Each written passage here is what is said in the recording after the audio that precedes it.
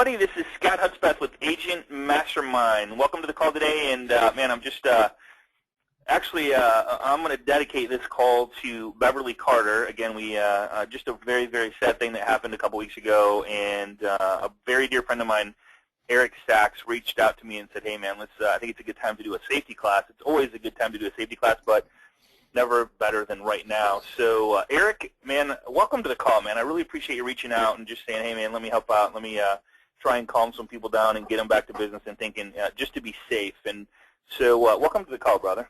Thank you. It's awesome. It's been a couple of years since I've been on with you guys, so it's great. Crazy. Thanks for having me. We've been doing this 2.5, almost 3 years now. January will be 3 years. Every single week for the last 3 years. It's been a good time. So it's a lot of work. A little bit about Eric. Do you care if I just tell him a little bit about you, man, to start with, and then we'll let you take the reign?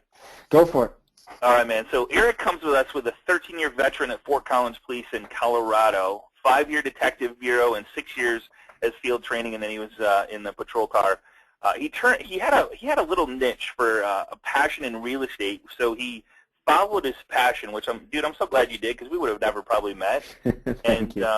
He started that, and he built that up to 65 agents before turning it over and selling the company.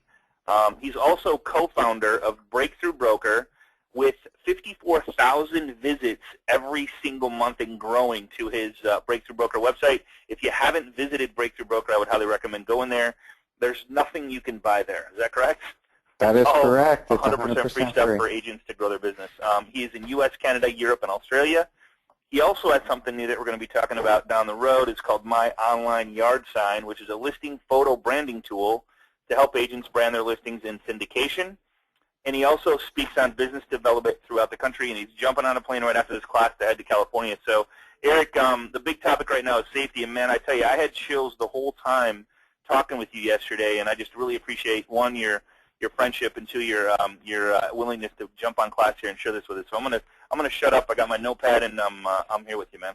Awesome. Well, guys, it's always hard to do these things on the computer. It's always much better to do it in person so we can see some body language. But again, I'm super excited. Scott, thanks for having me today. It's a topic I'm passionate about.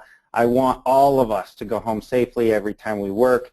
And so we're going to rock this out. I want you guys to interact, ask questions of Scott on your control panel as we're going, and if we will get to them at the end. So what we're going to talk today mainly is, are you ready? We're going to talk about preparation versus panic. We're going to talk about what to do, what to look for as we're going through our jobs. I don't have to go through this, although I will say it was kind of an interesting transition. When I went back to the street from the detective bureau, I was in million-dollar homes in the middle of the night on false burglar alarms. You know, the mouse runs across the floor, sets off the burglar alarm. We'd go in with my rookies. My rookies were looking for bad guys, and I found myself in the kitchen admiring the granite and the backsplash.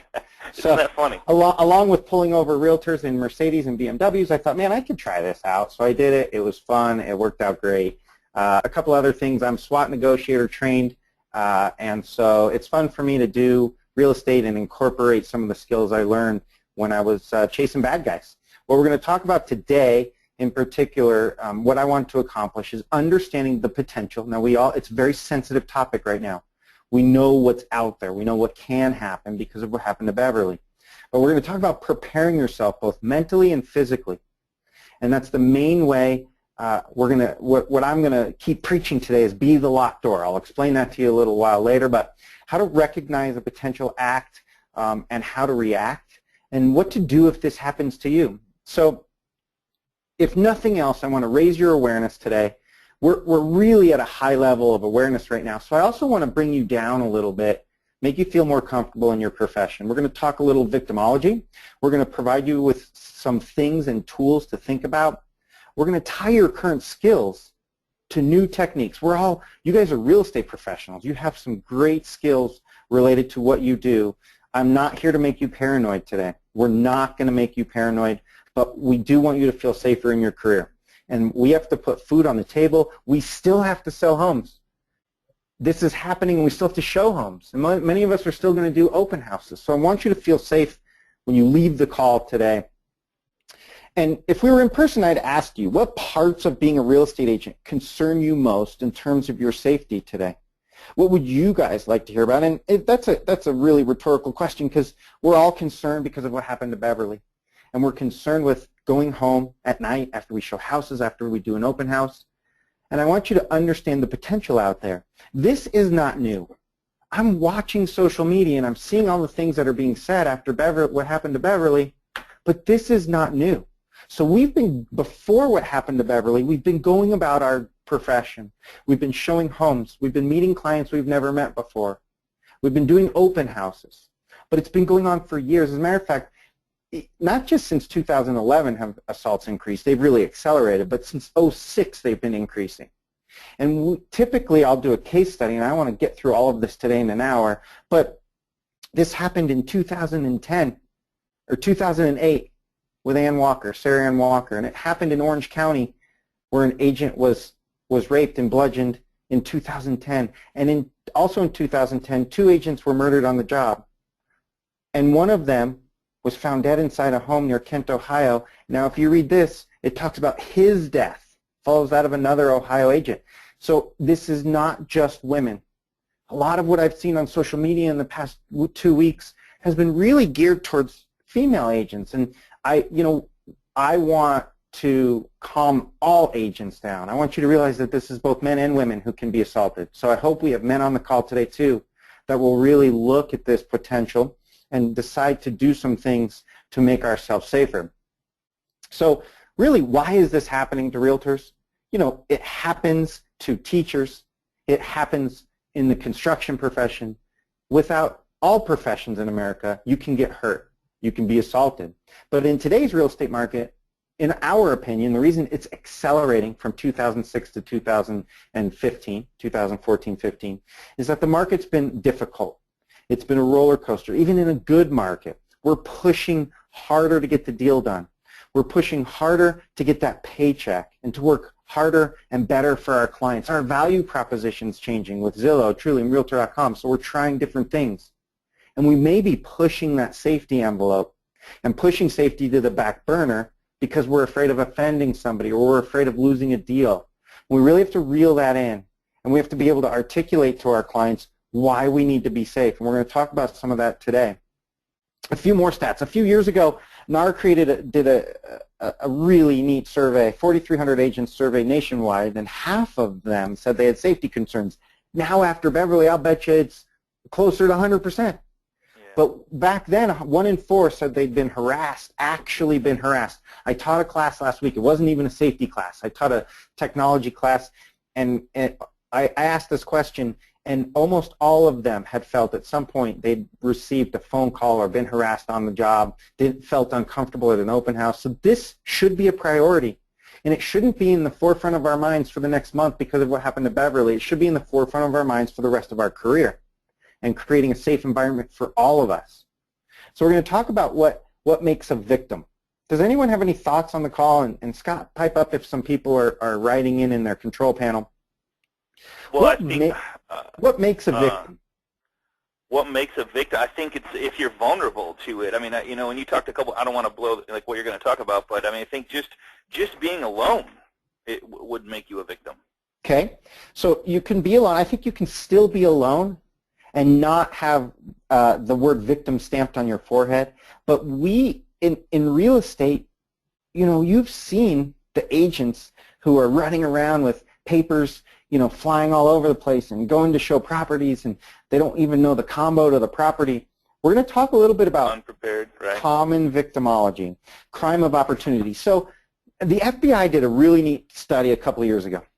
And what they did was they took 3 of the nation's top burglars, and they took them out of jail, and they sat in a car with FBI agents, and the FBI agents were doing a study, and they said, what did you look for in creating your burglaries? What did you do when you were looking for homes to burglarize? And you know what each one of these top burglars did? They went door to door checking doorknobs. And what happened was they burglarized, guess what? The ones that were open. The doors that were open. And so what happens is bad guys, they're cowards, guys and girls on this call. Bad guys are cowards, most of them. They're looking for crimes of opportunity. Burglars don't want to go into homes that are locked. They don't want to go into a home where the lights are on, and they don't want to go into a home where there's a dog. So they keep checking and checking and checking and checking until they find a home that's open, that's easy to burglarize. People who want to break into cars, they walk down neighborhood streets at night and they check doors. They don't want to break a window. They don't want to be caught. The door that's open, they burglarize. They steal stuff out of the car. The burglars steal stuff out of the easy homes. So what I want to talk about today is you guys being the locked door. I want you guys to not be that crime of opportunity. And we're going to talk about, I see online, let's get apps. Let's get all these apps on our phone. How about not even needing the app? How about never being in a situation that you would need a safety app on your phone? And that would be if you're the locked door. Don't be the crime of opportunity. Do not. And we're going to talk a little bit about how we get there. But if we take nothing else away today, I want you guys to be that locked door, that house with the locked door, with the light on, that the burglar is not going to go in. One quick tip on social media. This is a new slide in the presentation, and I'll touch on it for 2 seconds. But social media is so big in our industry, and there's so many coaches and trainers out there teaching you guys how to manipulate social media and use social media for your benefits. I'm one of them. But when it comes to safety, use common sense. How many times have you guys seen on your Facebook feeds, sitting out on County Road 32, no one's been by this open house, I'm so bored, make sure you come by. Yeah. I'm all by myself. Or they tweet out, open house up on Drury Lane, and no one's come by. I'd love someone to come by. So you guys have to be very careful in your social media to announce your statuses, to announce where you are or who you're with, to make sure you're not stamping the word victim on your forehead. Remember, we want to be a closed door. We want to be that locked door. So be careful with your social media. I could go on about safety and social media. I don't want to go there today. We have too much to talk about. We're going to talk about preparation. There's no secrets. It's a lot of common sense stuff we're going to talk about today, but many of the concepts can be applied to everyday life. So we're going to go over, we're going to try to give a real estate twist to all of this, and I want you to share some of this with your coworkers and the people you care about within your company. Many of these concepts we're going to talk about draw on the skills you already have as successful real estate agents. But we're just going to redefine some of these skills to keep you safe in real estate. What's super cool about real estate agents is we possess a skill set, a toolbox that makes us great realtors. That same toolbox can make you very safe, believe it or not. And what those skills are in this toolbox is some of us can be aggressive, right? We're salespeople. I hope you all realize we're in sales, right? And so at some point we have to be aggressive. We're aggressive in our negotiations tactics. We're aggressive in marketing and trying to get new clients every day.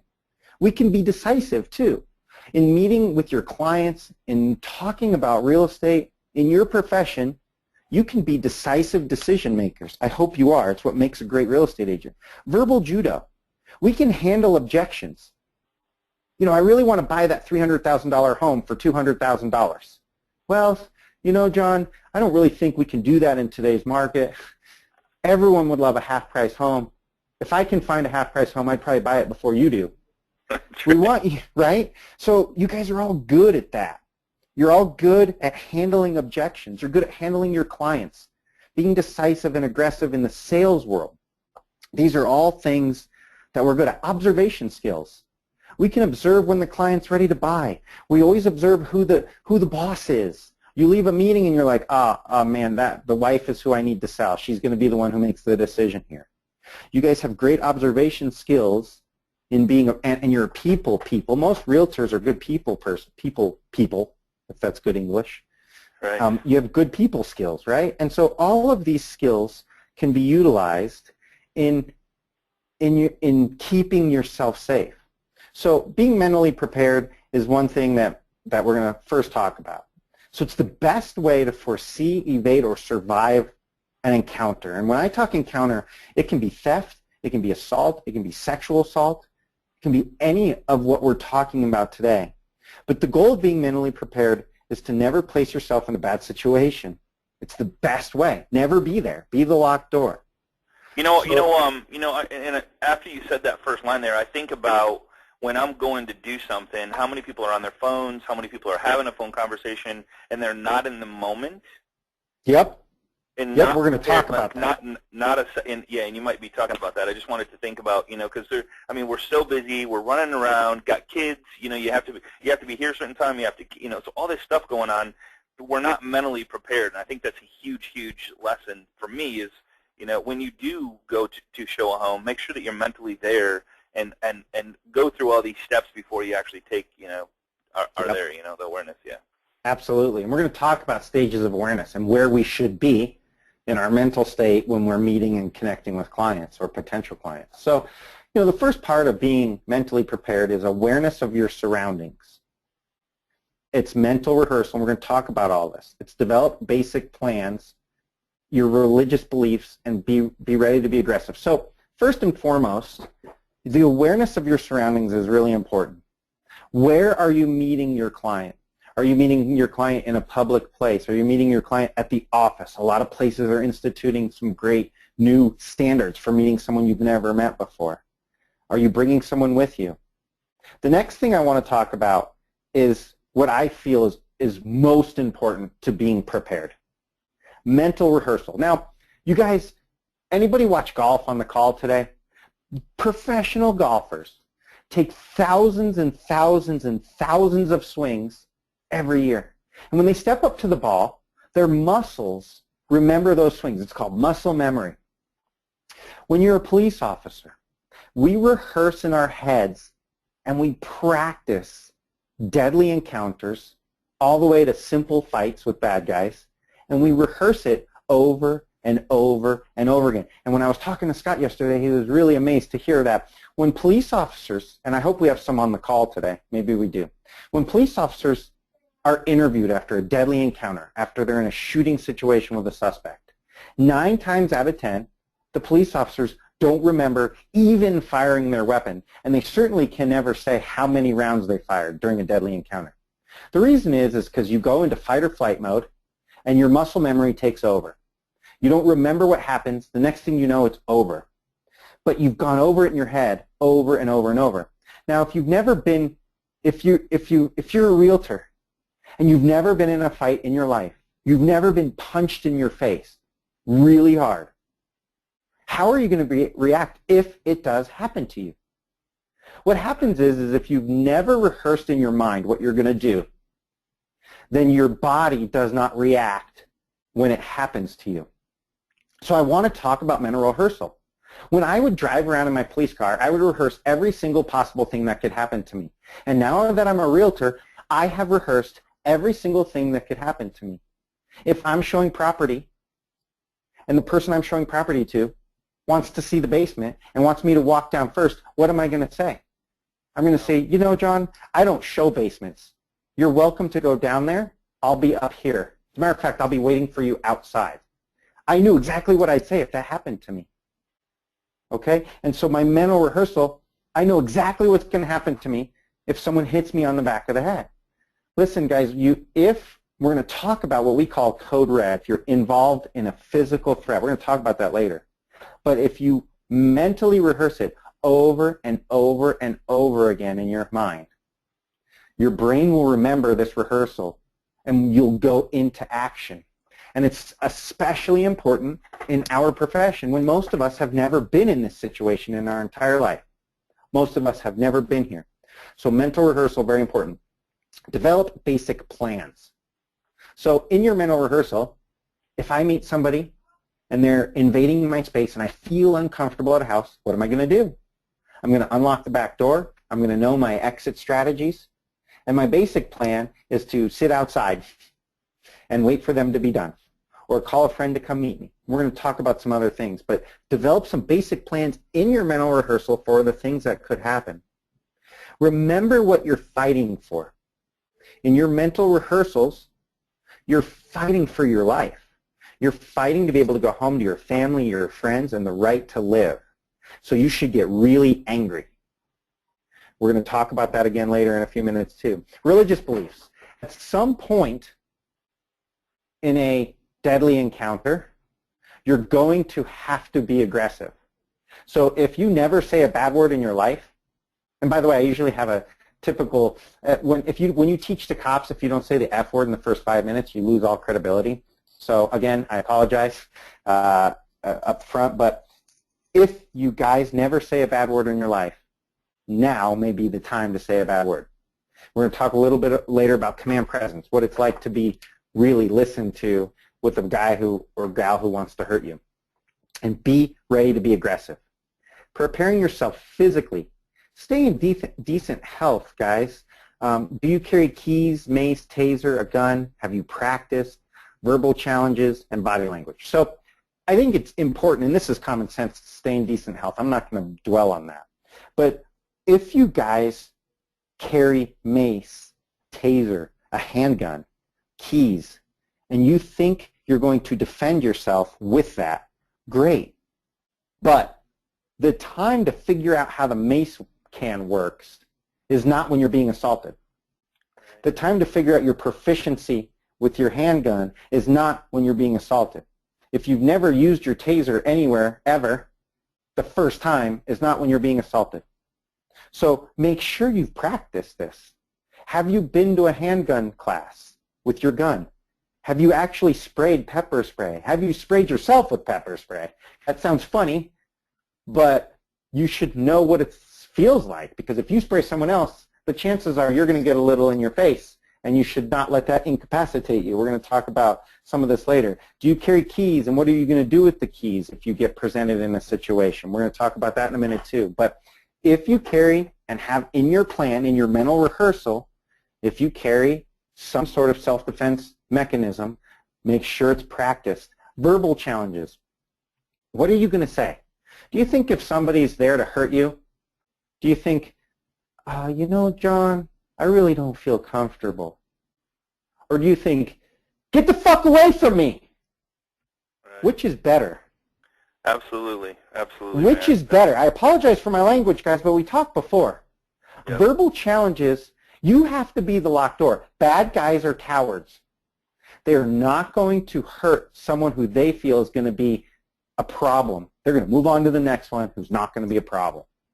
Right. So have you practiced, have you thought of what you're going to say to someone who's making you feel uncomfortable? What are your verbal challenges? All this goes back to your mental preparation. It goes back to your role play in your head as to anything that can happen when you're a realtor. You should role play it. And again, over and over. What are you going to say? Have you practiced? The comfort bubble. We're going to talk about the shark nudge. I love that. Yeah, Scotty, this is a big deal. Yeah, I love this part. So if my kids love Shark Week, right? When Shark Week comes on, we watch Shark Week incessantly. There's all kinds of stupid stuff like Sharknado and blah, blah, blah. But I like the scientific part of Shark Week. And sharks, a lot of shark bite victims say that the sharks nudged them with their nose once or twice before they were bit. They got nudged in the leg. They got nudged in the body. The shark wants to know what their prey is, how they're going to react before they bite them. Bad guys do very much the same thing. They may call you and say, hey, I'd really love to see this house. I want to buy your home in cash, and I'd like to see you in an hour. They're testing to see how you react. They may come into an open house and try to invade your personal space. That's a shark nudge. They want to see how you react. Do you move away? Do you place the table between you and them? How are you reacting to their shark nudge? Do not let anyone invade your comfort bubble. And we're going to talk about how soon. Know what your comfort bubble is. Some people, I'm a hugger, right? And so I hug people all the time. I have a really close comfort bubble. Yep. But you know, it's just what is your comfort bubble, and are you recognizing the shark nudges? Are you recognizing what people are doing and saying? Are you in the moment? Are you in the moment? And then body language. Body language, body language, body language, both yours and theirs. So if you're paying attention to your phone, if you're watching your every 2 seconds, looking at your text message, looking at your Facebook while you're with this person, you're providing an opportunity. If you're slouched, if you don't know where you're going, if you're lost, if you don't know the combo to the home that you're showing, if you're holding 52 MLS listings in both of your hands, You're a crime of opportunity waiting to happen. If you're confident, if you stand erect, if you walk with conviction, you are not. Your body language is showing them that you're in control and you're not going to be a victim. You need to watch their body language. What are they looking at? You're there to show a home. Are they looking at you in your car, at your really nice watch, or are they looking at the house? These are all things you have to pay attention to when you're working on that. That has to be that truthfully has to be the biggest one, right? I mean, they're not looking at the house or asking any questions about the house. It's probably not a good sign. Absolutely. Some of those are shark nudges too, and you have to be aware of them. We're going to talk about that in our response to what they're doing. But have one or two prepared immediate physical responses. You don't need 100. You need one or two. And be ready to move quickly and decisively, hit hard and fast, like your life depends on it, and you must be aggressive. Oops. Let's go back. So let's talk about be ready to move quickly and decisively. This is pretty interesting. When again, if you've never been in a fight before and someone's actually physically assaulting you, you have to know what you're going to do, and this comes in your mental preparation. I keep going back to your role play. What are you going to do? We'll talk in a minute. I like grab, twist, and pull. We'll talk about that in a minute. But be ready to move decisively. If you've never been in a fight before, something really interesting happens. When you hurt somebody, you tend to stand there and watch. Yep. Now, after you hurt somebody, after you grab, twist, and pull or poke an eye out or do whatever it is you need to do to survive, you don't stand and watch. We're going to talk about you leave that area quickly. You hit hard and fast like your life depends on it. Get angry, be aggressive, and then you run and get someone's attention. You don't stand there and watch admiring the hurt you put on someone or how much the mace is actually stinging their eyes. You run. You get out of there. So we're going to talk about awareness colors. We're going to talk about white, and that's what Scotty was just talking about, when you're completely unaware of your surroundings. That's white. We see, and I managed realtors who were in this all the time. We really want to be in yellow all the time. This is a relaxed awareness. Orange is a specific threat has been identified, and red is you are under attack. Red is time to tick. So we're going to talk about all of these, and black is actually panic. We never want to get to panic. Now, you won't panic if you role play all of this in your head. So condition white.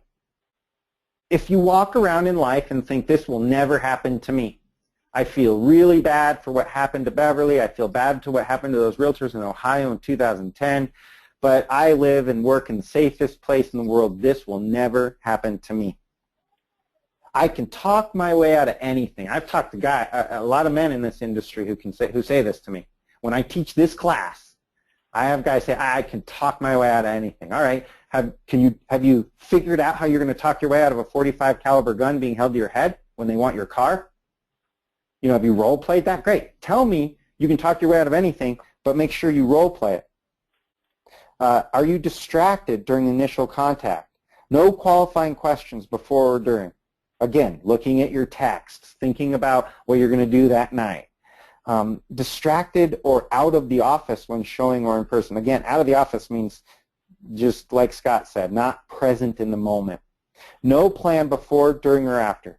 If you have not mentally rehearsed what you're going to do, if you haven't figured out that you're going to walk into a home when you're showing a property, you're going to let your client in first, you're going to walk in behind them, and the first thing you're going to do is tell them to check out the kitchen, and you're going to walk to the back door and unlock the back door. Why? Because mentally you've rehearsed that you always want 2 exits everywhere you go. When you go into your open house and you're sitting in the open house, where are you going to sit? Are you going to sit in the middle of the living room with a little table that you brought? Or are you going to be closed in the kitchen where there's only one way in and one way out? You're going to think about these things. You're going to sit in the middle of the living room and you're going to unlock the back door. You're going to unlock the door to the garage and you're going to have the front door unlocked. So if anything happens and you need to leave, you've got 3 exit routes and you've thought about these things. In white, you don't think about any of this and you're totally oblivious to the threats of the world around you. Now, being in white is... I think the big part is like we as people in general are trustworthy. I mean, we trust people. Absolutely. You know what I mean? That's the sad part, that we can't trust people. We have to actually just be aware of our surroundings. Right. I'm not talking about being paranoid forever. Right. And right. I like, you can go on vacation and be in white. I probably live in yellow my whole life, and it's because of what I did in the past. But it's okay to be at white sometimes, but it's not okay to be in white when you're working, when you're meeting a client. And so I agree. And so again, physically, anyone in the white condition, awareness level, during this has victim stamped on their forehead. You have no escape plan. You've not prepared verbal challenges or objections. You've done no role play in your head. You're wearing expensive jewelry, clothing, and this is a conversation I get in when I teach the class in person. How do you guys feel about clothing? What do you wear? Is it conservative? Is it racy? I don't know answers to this. You have to figure out what you want to wear. Do you have your cell phone out? Do you have your keys in your pocket? You just, you have to think about where you're at and what you're going to do. And if you're in condition white, none of this has come to your mind. This is where I would like most of you to be when you're working, whether you're at the office, whether you're meeting a client. Condition yellow is relaxed awareness. It's being present in the moment, like Scott said. It means having role-played what could happen to you so that you know what you're going to do if it does happen to you. And it starts with the first contact. So someone in condition yellow may make notes when they call you. What did they sound like? What were they talking about? Were they talking about the home? Were they knowledgeable about houses? Or were they talking about me? So in your haste to make the sale or get a client, don't slip back into white. Remember, in yellow, we're asking additional questions. We have a higher level of awareness. Do they sound right? Are they answering qualifying questions right? Eric, I really want to go see this foreclosure you have for sale on Woodrow Drive. I want to pay cash and I want to see it in an hour. Great. And what's your name again? It's John. And your last name, Smith. Awesome, John. I'm just taking some stuff down for my notes. What's your birth date again?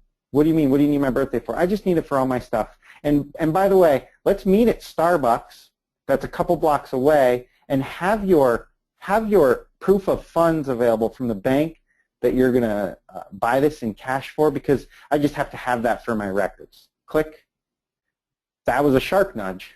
They were seeing if I would go show the property without asking those questions. Now, I mentally rehearsed those questions, so I knew that's what I was going to ask if this ever popped up.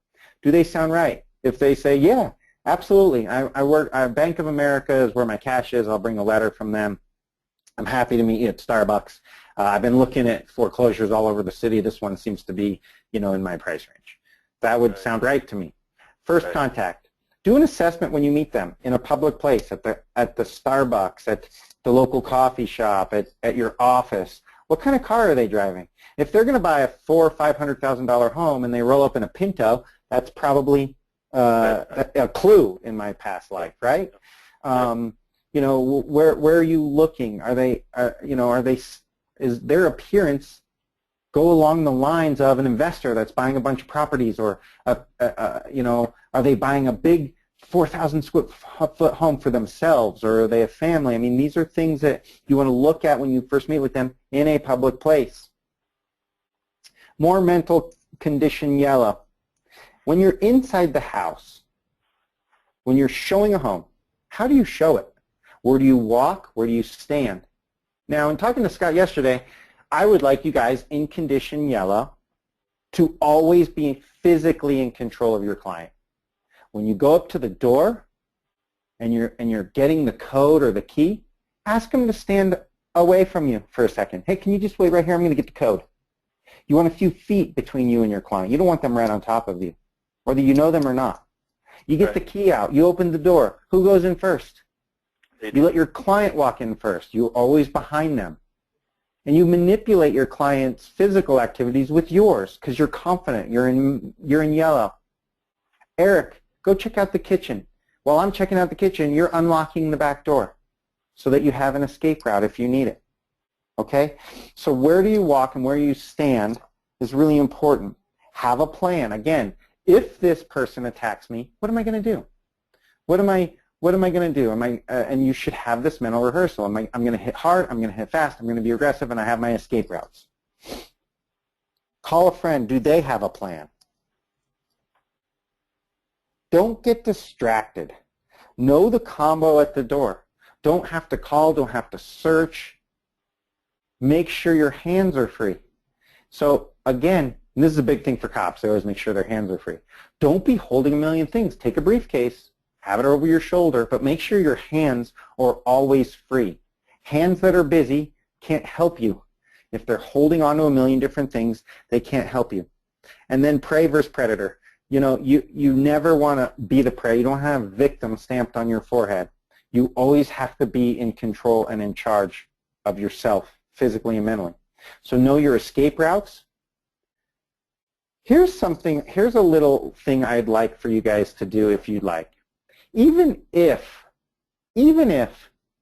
this is a little, if I have some managing brokers on the call and you guys are concerned with implementing policy at the office for safety, here's a little thing I like. There's all these apps out there, they're great, but what if your front desk knows you're showing a house at 10 o'clock and at 10 minutes in you call the front desk to make sure, to let them know you're okay. In police terms, we'd always say we're code 4, we're okay on a contact. So maybe you guys call the front desk and say everything's going great, thanks, or you have a code word. And the front desk knows that if you haven't called 10 minutes into your showing, they need to try to get a hold of you. So again, phone a friend or an office at 10 minutes with a safety word or phrase. So again, if we're talking about implementing new policy at your office, this is a really great one. This is a way to notify a person that you're okay or not okay. Or this could be with the buddy system too, right? Yeah, and if something's going bad, if you don't feel comfortable, there's a code word. So we can talk about this after too, if you'd like. Control the conversation. So what if you're showing a property, and again, the talk is off topic. They're talking about you and not the home. They're looking at you and not the home. They're talking about your really cool car and your nice watch and not the home. These are bad signs. And again, I hope you role play this. You know, John, I know my car is cool, and I bought this watch. It's a really cool watch. I'm going to be outside. You keep taking a look at the house. When you're done, come check with me outside. So you got a role play in your head. What are you going to say? What are you going to do if someone decides to do this? Listen to your tummy. Listen to your inner voice, your gut. Funny you bring that up. It's funny you bring that up. Shiloh is on the call, and she says, okay, what if my stomach just doesn't feel right about this? You leave. You absolutely get out of the house. Yeah. Listen to it and role play in your head. If I'm showing a home and my stomach doesn't feel good about what's going on, what am I going to do? I'm going to call the office with my code word that things aren't going well. I'm going to go sit in the car. And maybe the office sends someone out to you, or maybe you leave. It's okay. Safety first. And so good question. Don't place the sale over safety. So condition yellow physical responses. Be prepared to act but not paranoid. And again, that gut response, we want you to listen to it, but again, we don't want you to be paranoid. So if you guys prepare mentally, you won't be paranoid. Keep your comfort bubble intact. If you're doing an open house and you're the only one there, and someone comes in and starts to shark nudge you by invading your space, what are you going to do? What are you going to do? Maybe place a table or a chair and use your body language and where you're standing to place a barrier between you. Always keep your comfort bubble intact. Practice that. You can practice that. You can circle a chair when someone's trying to get close to you with your spouse. Have your spouse practice this with you. Place obstacles between you and that person to keep your comfort bubble intact. It'll keep you the locked door. They'll move on to the next open house. What do you guys think command presence means? Command presence is what you portray, the aura that you give out when you're with a person. Now, there's very few cops that you'll meet that will come to a call and be slouched over, that'll be dressed sloppily, and that'll look at the ground when they're talking to you. Most cops stand up straight, they talk to you eye to eye, they're in a bladed stance, which is actually ready to fight. And so your command presence is really important. How do you portray yourself when you meet someone? You stand up tall, you shake their hand, you look in their eyes, you speak legibly, you tell them, do me a favor, please wait right here while I go ahead and get the key. No, I want to be right with you. No, I want you to wait here, I'll get the key and then we'll go in. How you hold yourself and handle yourself is, in my opinion, one of the best ways to be a locked door. Because again, they're just like the burglar. You're not an open door if they see you as difficult to assault. And command presence is a big deal. Keep defensive tools ready and hands-free. So if you carry mace or a taser, where are they? Are they buried in the bottom of your purse? Or are they in the car if you don't have a purse? Where are they? Are they ready? If you have a briefcase, are they at the top? Can you get to it quickly? If you choose to have a defensive tool, number one, you should know how to use it. We already talked about that. And number two, it should be in a place where you can get to it. And control body movement. Again, this comes with command presence, but you have them walk first. You tell them, let's go look at the kitchen, and they walk in first. If it's a standoff, you just wait there with your hand up. Go ahead and you go look at the kitchen first. So control their body movement with your body movement. Wouldn't you say command presence is another like really, really important one, like confidence and just be ready at all points? I mean, it's like, again, being in the moment. I keep stressing that, but I mean, I think command presence is huge. After you explain that, right? I mean, and then, so I mean, that makes total sense. Think about some of our partners in real estate that we know. I mean, I've seen, you know, I watch my agents walk out of the door of the office with 22 MLS sheets in their hand. You know, and their books and their briefcase and their phone, and you know, they're not ready they're calling their assistant for the combo that they forgot, and they're kind of slouched over. You have to show that command presence, and that'll be one thing that just locks the door for the bad guy. So let's talk about a threat. How do you know when you're in trouble, and what are the signs? So some indicators of being in trouble. Now, we want you not to get to this point. My hope is that through yellow awareness, you guys don't get here, that things are going great and that you're the closed door and there's nothing stopping you to sell a home safety-wise. But let's look at some indicators if you do get there, because you know, all the preparation in the world can still get you in a situation that you don't want to be in. So if the conversation is off the house and on you, and we talked about that, but that is a huge clue. Bells should be going off in your head. No conversation at all or one-word replies. So the opposite. They don't want to talk. They one-word replies, yes, no, maybe, yes. That's, again, an indicator that should be having your bells and whistles go off.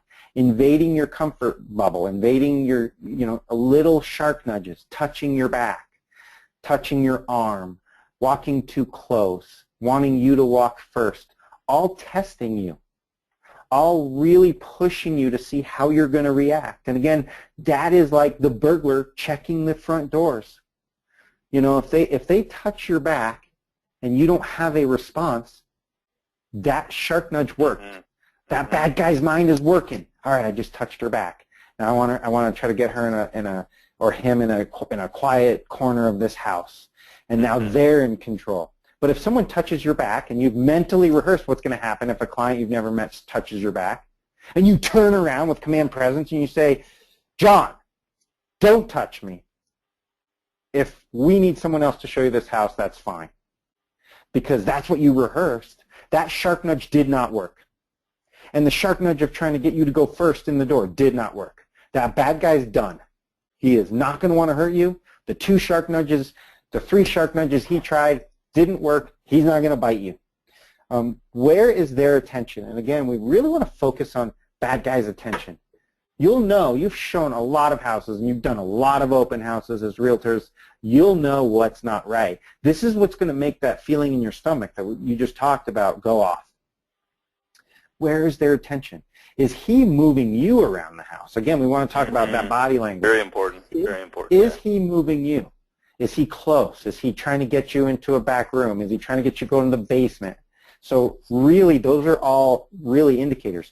Are they nervous? Are they looking for witnesses? Are they darting their eyes? When they, when you get out of the car, are they looking at neighbors' doors? Are they looking up and down the street in a way that you've never seen before? Is it different from the person who's really interested in a house and they're looking at the neighbors saying, man, the lawn's really good. It's really nice to see the neighbors keep up their lawns. There's no cars on blocks here. I love it. Or are they looking around to see if anyone's out there? Okay. Is it an odd hour? Did they ask you to go to a home at a time where people won't be in the neighborhood? So make sure if they're nervous, if their eyes are looking around, if your creep alarm is going off, that's that feeling in your stomach. And utilize your skills as a realtor to realize this. Condition orange. Now we got a problem, right? We've gone from yellow to orange. My creep alarm went off. Things are not right. So we've escalated from yellow to orange. Don't second guess yourself. Guys, don't second guess yourself. Get out of the situation. Don't say, well, let me spend 10 more minutes with this guy, see where it goes. I really need the $10,000 commission. Let's see where this goes. That'll get you in trouble. If your creep alarm goes off and you've now escalated to orange, it's probably time to get out. Know your plan and use it. So you're in the house. You've asked him to go check out the kitchen. He didn't want to. He wanted to keep talking about you. You've unlocked the back door. He's following you around. He's moving you around. He's asked to see the basement or the upstairs bedroom, and your creep alarm is going off. Don't second guess yourself. What's your plan? What have you thought about doing? All right, well, my creep alarm's going off. I'm in a house. I'm not having fun. I'm going to call my office. I'm going to check in and give them a code word that says things aren't going well. And I'm going to go back to the car.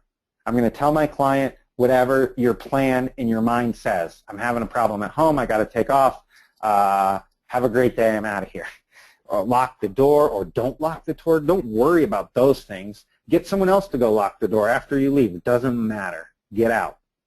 Have strong verbal response ready. Remember we talked, I said the F word really loud. Some of you guys might have been offended. I hope not. But have your verbal response ready. This is the time to go for it. John, get your hands off me. Immediate excuse to leave. Those are all done in your role play. Don't wait until it's time. Guys, I keep talking about that. Role play, role play, role play in your head. Store things about the person for later report to police. So remember, guys. Tara Lee said, this was great. Tara Lee said she takes a picture of the car when it pulls up, and they let them see her take the picture. Perfect. I love it. So this is this point right here. Store things about the person for later report to police. Yep. The car. Take a picture of the car. I love it. Let them see you do it. Let them see you do it, and then text a picture of the car to your friend or whatever. I mean, it's really easy to do. Yep. And if someone says, "What do you do?" and you say, "Well, we're safe at our office, and I loved your car, so I took it." And don't panic. Now, you guys are going to get sick of hearing me say this, but the easiest way not to panic is if you role played this in your head over and over and over. You're driving the kids to school. Role play this in your head. You're driving to work. Role play it. You got an hour and a half drive somewhere else. Role play it. Because by role playing, by understanding how you're going to react in a really scary situation, you will not panic. You won't panic. It's how we did as cops when we were in a scary situation. We didn't panic because we practiced it a million times, literally, before it ever happened to us. And sometimes it never happened to any of us in a 20-year career, but sometimes scary things did happen, and we handled it and didn't panic because we practiced it in our heads. Physically, we're in condition orange. What do we do physically? We're no longer in yellow. Our creep meter is going off. What do? We take control. We implement our plan. We control the conversation and look for responses. You start asking a lot of questions. You get them talking. You get them to focus on the house, and you ask a lot of questions. You move towards your exit or your escape route physically. As you're asking them questions, what do you think of the kitchen? Granite's nice. What are the kids going to think of the backyard? They're thinking of responses. You're moving your body to the exit. Back door, front door, side door, doesn't matter. You've role-played this in your head and you know what you're going to do. Do not hesitate. Don't think again, let me give this guy another 10 minutes. Let's see where this goes. Let's see where this goes. Could be really bad for you. Prepare for possible immediate physical response. Remember, if you guys are in yellow, 99.9% of the time, you will never be here. And just like being a police officer, 99.9% of cops in America never have to fire their firearm in a 30-year career. But we're ready for it if we have to. 99.9% of you on this call, 99.9% of the 1.5 million realtors in America will never have to be here. But prepare yourself in case you are here. Because that 1%, that 0.1%, we don't want to be you. If you maintain your business in yellow, you won't be here. But if you are here, prepare for possible immediate physical response. Now is the time. Condition red. Maybe you've done everything right, and you've gotten yourself in a situation where there is a true threat. Do you fight or do you give in? Now, this is all part of your role play. What do you do? Do you get aggressive in your thinking? Remember who you have to go home to. Get angry and use your anger to give yourself some resolve. Polite, uncomfortable, socially unacceptable behavior is no longer a concern. Don't worry about grabbing that man's private part. Don't worry about poking his eyeball out. Don't worry about pulling hair. Don't worry about saying bad words. If you're in condition red, you will survive because you've role-played it in your head over and over and over. You will survive. And here's the thing, too, guys. This is a side note. It's not in here. If you get punched, hit, stabbed, or shot, and you know you got punched, hit, stabbed, or shot, you're probably going to live. Okay, so don't panic. As police officers, we know that if we get shot and we know we got shot, we're probably going to live. Okay? So if you get punched, stabbed, hit, or shot, or pushed, or whatever, and you know it happened, keep going through your plan. And now is not the time to be polite. Say the F word, punch, gouge, kick, scream, put your survival plan into action, and your planned response into action. So we want to talk about hitting hard and hit often, then run. Remember, do not stand around. You empty your pepper spray can and the guy's rolling around in pain, and you get a small smile on your face and you watch for a few minutes. Not a good time to. Grab, twist, and pull, poke your eyes, whatever. Don't be afraid to get personal. Remember what they're trying to take from you and channel that anger in that response. So after this, make sure you call police first. Something really funny happens in this world of social media and friends and instantaneous. We saw it at the police department right when I was getting out in 2008. Victims would often call a friend before they'd call the police department. Don't. Call 911 as soon as this happens. What should you do? You make notes of what happens as soon as you get away. You have a description of the vehicle. If you're still alive, you'll be okay. And again, if you're still alive, you'll be okay. One of the things in condition red that I want to talk about is remember that now is not the time to wonder how your weapon works. If you're in condition red, now is not the time to figure out how to unlock the safety on your pepper spray, or how to, or that your taser is not charged and ready to go. Now is not the time. Also, you know, one of the things as you're role playing, you know, one of the things that happened when we teach this class in person, we do a little. I don't know if you guys, if anyone's on the call in Colorado, we've had a lot of school shootings in Colorado. And as police officers, we've done a lot of debriefing. Well, several years ago, there was a shooting in Bailey, Colorado, where a gunman took a whole class hostage for about 5 hours. And that gunman lined all the women up along the wall, all the girls in the class up along the wall, and sexually assaulted several of them. But during that sexual assault, several other girls had prepared responses. Girls were saying things like, you know, I'm on my period, or I have herpes. They had role-played this in their head. And the girls who said these things were not assaulted during that really scary time. And so do you guys have statements prepared in your role play? If someone's trying to hurt you, what are these verbal statements? What are these commands to try to get them to stop? And so the role play for these girls during the Bailey shooting, Bailey High School shooting, it really kept them alive. It kept them not being assaulted. And, you know, does your attacker want something other than you? Is this a robbery motive? For many of the men on the call, most men assaulted and murdered in our profession are robbery motives. They want your nice watch. They want your nice BMW. They want something you have, and you're an easy target. So what are you going to do in your role play? Are you going to hand it to them or throw it behind them so you can run? If they want your car, maybe you throw the car keys and run. So if it's a theft response, or if they're trying to sexually assault you, maybe you have some of these statements so that they think twice, and that it gives you a second to respond to your physical reaction.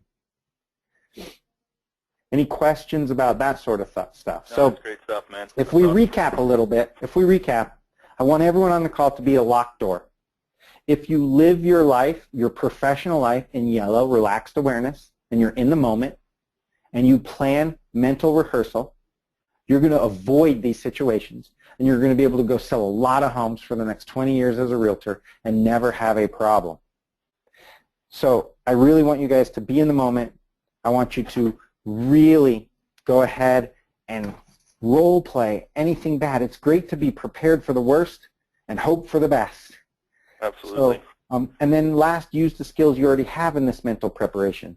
You guys are good talkers. You're very observant. And hopefully, over time, again, I want you guys to feel safe in your profession. And if you do the things in yellow, you'll be safe, and you'll be able to sell a lot of homes and be safe forever. What questions do we have, Scott? Awesome class, man. So Michelle, I just wrote down a bunch of notes, and there's a ton of great stuff. Michelle says when she calls to check in, she says green folder or red folder. Green folder means everything's okay. Like, hey, it's in the green folder. Hey, it's in the red folder. Or, hey, could you check in the green folder? Like, so green is good, red is bad. Perfect. That's her check-in point. I thought that was great. So Absolutely that could be your code word. Yep, great job, great. Guys. Love it. I love the picture of the car, picture of the person.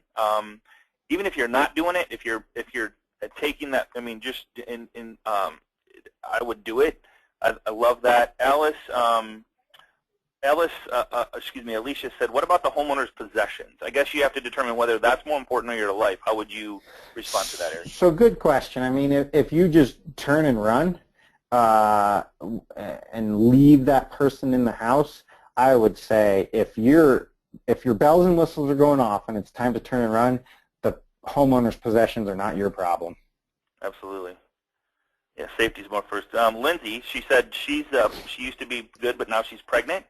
So she has those concerns as far as health and pregnancy and different disabilities as far as that goes. Any suggestions on that front? You know, I would say just a partner maybe. Yeah, a partner, or show property until you don't feel, you know, I think if you maintain these same skills, you won't get yourself in that situation. At the time you feel unable to show properties, have someone else do it for you or go with you. Good question, though. Yeah, great question. Another one, this is a good one. JH said, ride in the car. A couple of people asked this, ride in the car or have them drive their own car? Well, your car, like, so ride with you or? So I'm also a big fan of being a great buyer's agent. And in my opinion, being a great buyer's professional, you ride in a car with people because it's the best way to, remember guys, we're in this profession to make money, right? And we want to get referrals for the rest of our life. So before you make that decision, you meet them in a public place. So you're going to meet your client at home, or not at home, at a coffee shop or at the office. Sure. After the decision is made that you feel comfortable these are real buyers, I say drive with them, and because you've made the decision already. So you got to balance your business development with your safety. And you do some qualifying questions and all. You do all the stuff in yellow that you would normally do with the qualifying a person. Absolutely. So good question. Have they talked to a lender? Are they approved? You know, I mean, all the normal stuff before driving around with them, obviously. And you do that at the office.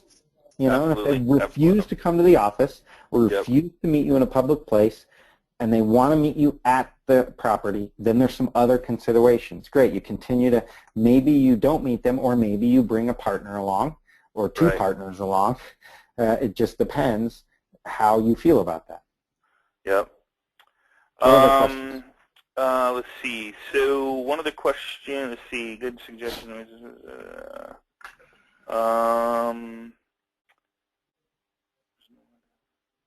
What about going to a home to list the home? I guess that's, how would you, is there anything different you would do when you go to somebody's home that's their home? Really good question. Just let people know where you're going. That's a great question, though. Really great question. So again, I would implement all of the. So there's two things you can do on this. If on your initial call they check out and you're fine, that's, make sure you're asking the right questions. Number one. Number two, you can always bring someone with you to your first meeting. And number three, it's not inappropriate to ask a listing to meet you first at the office or at Starbucks. Absolutely. If someone's like, well, I just want you to come check the house, great, but it's our office policy that I meet all clients first at the office. Just come into the office, we'll talk about, I want to really present to you my marketing plan before I come check out the house. Okay. Great idea.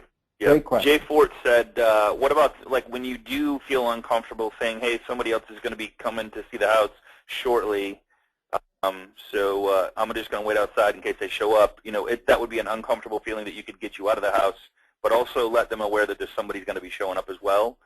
Maybe they'll panic, maybe they go, but it might get you out of a situation. So I thought that was a good idea as well. I love that excuse, and that has that's mental preparation right there. That means that is mental preparation. Yeah. You role played this, and I love that when you can do this every time you show a property. Every time you get in the car and say, I heard from the showing company or the listing company that there's like 5 showings at the same time. So if we run into somebody, I'm sorry. I hope we don't run into anybody. Right. So, right.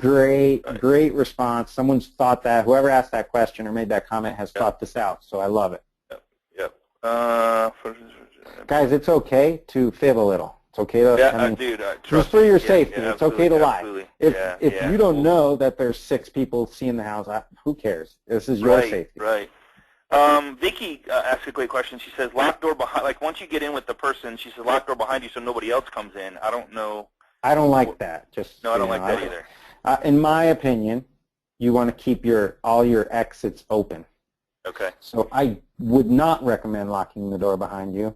I just would not recommend locking the door behind you. Yeah. And I liked the, when you and I were talking yesterday, how if you do start to feel uncomfortable, position yourself across from a table. Like find, and I guess if it's an empty house, it's a little hard to do. I would just get out of the house. So working on that, like I said, role-playing with your spouse is a great way to, if someone's trying to invade your comfort bubble, placing an object between the two of you, walk around a table, talk over the table, walk around a couch, all kinds of physical barriers to make sure that person knows that they are not getting close to you. Yeah. Another, Ronaldo said, press your car panic alarm system if you have one. And know if you have one and know if it works. I love that idea. So that's loud, real loud. So that your horn starts honking. Yeah, I love it. Yep. Great. I love it.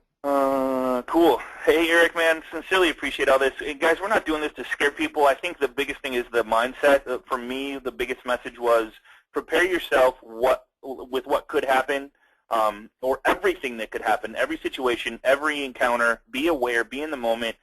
Stop looking at your phone. Stop looking at your text. Stop checking your email. Stop playing on Facebook. And I'm not saying playing, but like it's so addictive to do that stuff. But when you think about your safety, it's not a time to be checking that stuff. When you're with somebody, you're going to meet somebody. Start preparing yourself mentally for all the different situations and be alert. And I think that would have a huge factor on what this person will or can't do. I love the shark nudge. Be aware of that. And it's so easy to pick up on stuff like that if you're in the moment. So a lot of kudos, Eric. Great class. I really, really appreciate you doing this, and I appreciate everything you do with Breakthrough Broker and just everything you have going. So, dude, I'd love to have you back on and share your other stuff to help agents. And guys, I hope you got something out of this. I appreciate it. I would really appreciate it. Any kind words you would, if you've never been with us, or this is your first time. Say something nice about Eric on the private Facebook group. We're at 10,000, almost 700, going to be to 11,000 soon. Don't be shy to ask questions, guys. If you don't ask questions, we can't help you. So it only shows up in the group. It doesn't get posted to your page or personal page of your friends or family or coworkers don't see it. So the only way we can help is if you ask questions. Be safe, be in the moment, stay in yellow. You guys can always tag me in a question. I'll be happy to answer. I'm part of the group. Yeah. Also, my email is Eric, E-R-I-C, at breakthroughbroker.com. Common spelling, Eric, E-R-I-C, at breakthroughbroker.com. I'm happy to speak with any of your managers if you guys are doing some new policies and procedures around safety. I'm always happy to talk to anyone. It's what we do. So give me an email. Best webinar so far, man. Best webinar so far, people are saying. Well, thanks. So, I appreciate it. It's really nice. Yeah, and I tell you, and I'll leave you with this. Eric and I talked about this last night. It's like a lot of people have said, I've been to a safety course. I don't think there is enough safety courses out there. You can always pick up one more thing or one more mindset or one more saying or one more script, or just the more you do it, the more you prepare, the more you're mentally ready for whatever is coming at you. I just think it's going to get you home safe at night. So I hope that we can help one more person, or God, I hope we can help millions of people to never have this happen to them. And just and if you, for whatever you do, have conversations with your children and your spouse, and talk about this. I was talking about this last night. I couldn't stop talking about it with my wife and children last night. After I had the conversation with you, Eric, and it was just it's just good to be aware. You don't realize all the little things that could protect you. Just being mentally ready in your awareness and your how you stand. Just that little thing in itself is huge. So I appreciate everything you do, man, and I'm just glad to have you as part of the Agent Mastermind, man. I really am. Yeah, it's fun. I love it too. I look forward to keeping in touch with anyone. Any of you California realtors on the call, I'll be at the car conference today. So come seek me out. Safe travels, guys. brother. Talk to you soon. Take care, everybody. We'll see you same time, same place. Got an awesome class next week for you. Don't miss it. We will see you on the web. Take care, everybody. Bye-bye.